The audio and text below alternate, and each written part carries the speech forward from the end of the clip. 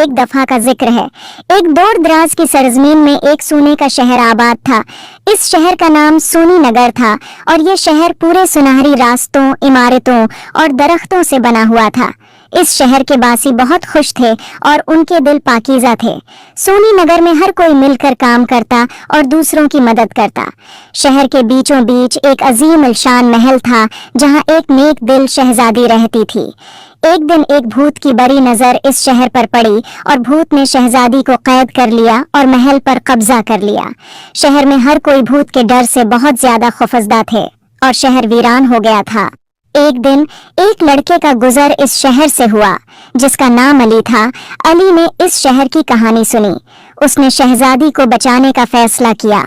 अगली सुबह दिन भर चलने के बाद वो एक सुनहरी दरवाजे के सामने पहुंचा। महल तक पहुंचने पर अली ने देखा कि महल भूत की तारीकी में डूबा हुआ है। उसने हिम्मत जमा की और महल के अंदर दाखिल हो गया।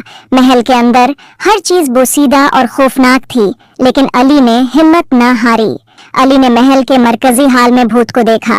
भूत जोरदार आवाज में बोला, कौन है जो मेरे महल में आया है? अली ने जवाब दिया, मैं अली हूँ और मैं यहाँ शहजादी को आजाद कराने आया हूँ। अली ने देखा कि शहजादी बोतल में कैद है।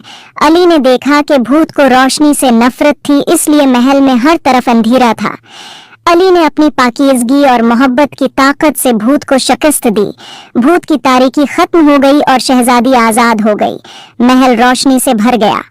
भूत रोशनी के डर से हमेशा के लिए गायब हो गया। शहजादी ने शहजादे का शुक्रिया अदा किया। शहजादी ने गोल्डन सट्टी में सबको भूत के खात्मे की खुशखबरी सुनाई। शहर के लोग बहुत खुश हुए और अली की बहादुरी की तारीफ की। गोल्डन सट्टी दोबारा खुशहाली और अमन का मकाम बन गया।